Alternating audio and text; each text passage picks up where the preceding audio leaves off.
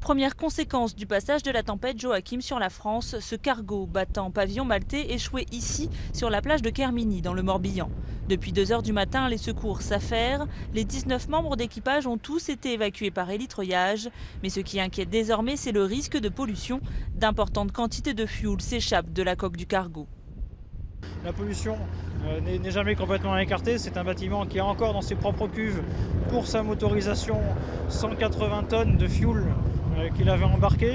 Donc le risque existe là sur cette quantité de fioul. En milieu de journée, la ministre de l'écologie s'est rendue sur place pour rencontrer secouristes et habitants inquiets et annoncer l'ouverture d'une enquête. C'est vraiment quelque chose d'absurde.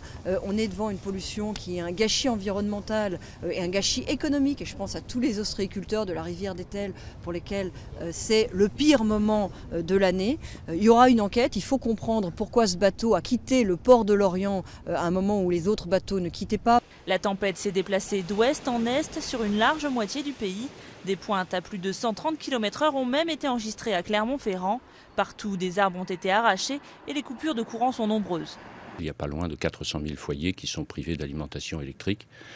Mais enfin, l'EDF va travailler pour rétablir les choses. Malgré les efforts d'EDF qui a mobilisé sur le terrain plus de 3000 agents, environ 319 000 foyers étaient toujours privés d'électricité à la mi-journée.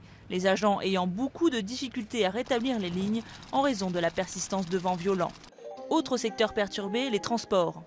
Les conditions climatiques ayant fortement endommagé les installations sur la plupart de nos lignes, la circulation des trains est très perturbée. Principale région touchée, l'Ouest, et notamment les liaisons matinales entre Nantes, Angers et Le Mans en raison de branches tombées sur les voies. Mais la SNCF assure que toutes les liaisons ont été rétablies ce vendredi après-midi, premier jour de grand départ pour les vacances de Noël.